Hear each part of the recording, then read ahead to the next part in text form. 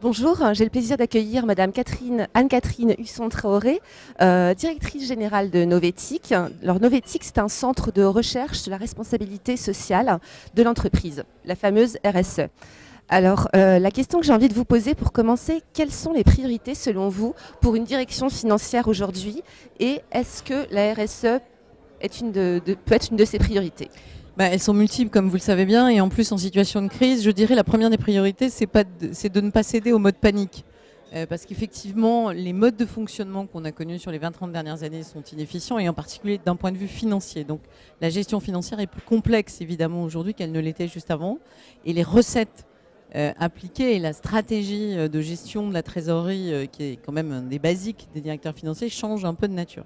Le vrai sujet, me semble-t-il, et ça a un rapport avec la RSE, c'est justement que le directeur financier, d'où il est, impulse une vision de la RSE, c'est-à-dire une stratégie à moyen long terme de ce que doit être la valorisation de l'entreprise, certes sur les critères financiers habituels évidemment et sur sa capacité à générer du profit, mais en ayant un tableau de bord qui intègre aussi les impacts environnementaux et sociaux, le coût éventuel à la fois en termes de risques et d'opportunités que ça peut représenter sur l'entreprise. Donc il y a un enjeu énorme d'acculturation des directeurs financiers sur ces sujets qui leur semblent honnêtement pour l'instant moyennement prioritaires. On en est au début en fait. On en est au début déjà de l'acculturation. Ouais. Un exemple très clair, les émissions monétaires que peuvent faire certaines entreprises aujourd'hui, quand ils vont voir des gérants qui gèrent des fonds qui prennent en compte des critères environnementaux et sociaux, ils disent « Ah ben non, je ne prends pas votre émission monétaire ou obligataire parce que votre note sur des critères environnementaux ou sociaux n'est pas bonne. » Et en général, le directeur financier tombe de sa chaise dans ma note de quoi ?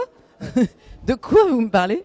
Et donc le sujet, c'est justement un enjeu important, c'est d'avoir la maîtrise de ces nouveaux paradigmes qui sont encore une fois au stade de prise de conscience chez les directeurs financiers. Alors, être un directeur administratif et financier ou une directrice, ça peut être des femmes Absolument. aussi, C'est être un professionnel du chiffre, de la rigueur de gestion, mais c'est aussi de plus en plus avoir une vision stratégique, être dans le développement de l'entreprise, être vraiment en prise avec ce développement. Comment est-ce qu'on concilie les deux, à la fois le chiffre et la stratégie de long terme ? C'est pas un modèle facile. En même temps, le contexte, je pense, pousse à une rigueur générale. C'est-à-dire que le côté presque festif qu'on a eu pendant quelques années en disant ça passera, de toute façon on a des très bons résultats, donc on va vers du meilleur forcément, etc. Ça c'est en train de changer.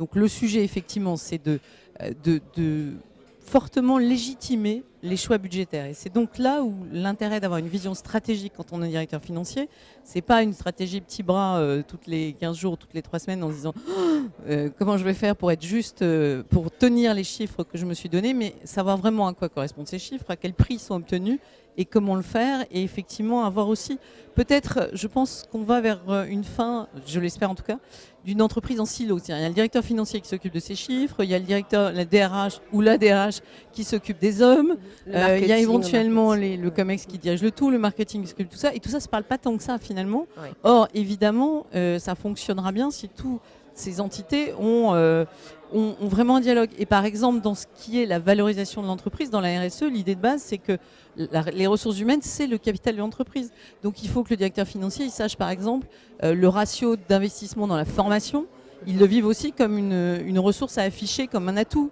et non pas comme un coût. Il y a vraiment un basculement à faire sur la notion même de coût, de profit et de la façon dont on organise les tableaux de bord au sein des entreprises. Alors, la valeur d'une entreprise, ce sont aussi les hommes. Quels sont les leviers les plus importants selon vous pour attirer, pour fidéliser les talents dans une entreprise ?